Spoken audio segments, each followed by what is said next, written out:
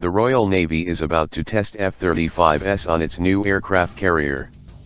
The F-35 program's Patuxent River Integrated Test Force, ITF, is gearing up to test the stealthy new jump jet on board the new British aircraft carrier HMS Queen Elizabeth later this year.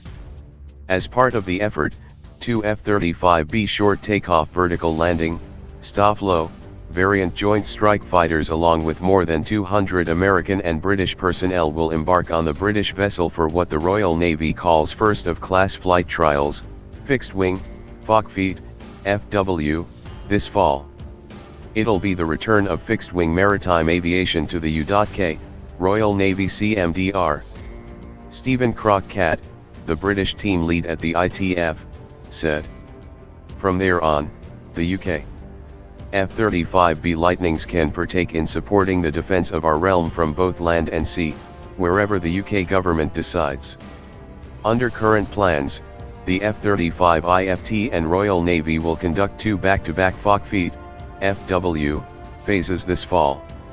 During those test phases, the F-35 test team expects to conduct a variety of maneuvers both in the air on the flight deck to develop the F-35B's operating envelope on board the Queen Elizabeth class carrier, according to the U.S. Navy's Naval Air Systems Command, NAVAIR. The F-35 IFT expects to evaluate F-35B's performance on over 200 test points during different weather and sea conditions as well as the aircraft's integration with HMS Queen Elizabeth. Every aspect of the aircraft and ship's performance will be monitored during the tests. They see every aspect of how the aircraft is performing and coping to different situations, Royal Air Force SQ. LDR. Andy Edgell, FOCFT, FW, lead test pilot at the Pax River ITF, said. With thousands of parameters being monitored, it is possible that they will identify emerging issues a long time before it becomes apparent to the pilot. One of the unique aspects of the FOCFT, FW, trails will be the F-35B test team's efforts to validate the Royal Navy's shipborne rolling vertical landing, STOVL, concept.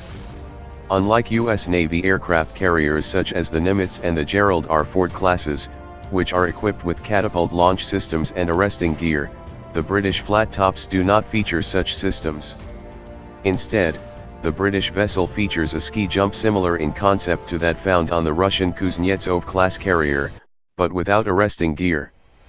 Flight deck operations are conceptually similar to what might be found on a U.S. Navy large-deck amphibious assault ship such as the America class. However, the STOVL technique will push the concept beyond that found on the Wasp class and LHA-6S, allowing pilots to return to ship with more stores on the aircraft after a mission. Rolling vertical landings are an important phase of the workups because another unique aspect of going to the Queen Elizabeth class carrier is that we will be conducting experimental testing of a novel recovery landing technique, the shipborne rolling vertical landing, Edgell said. STOVL tests are truly experimental. It involves landing a fast jet onto an aircraft carrier with forward relative speed but without the braking assistance typically provided by an arresting gear and hook. It's going to be a really rewarding moment for British aviation to watch that procedure actually take place.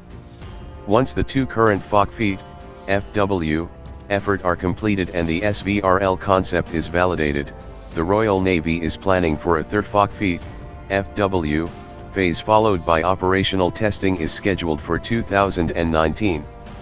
Once that is complete, the British Ministry of Defence should be able to declare F-35B initial operational capability for maritime operations in 2020.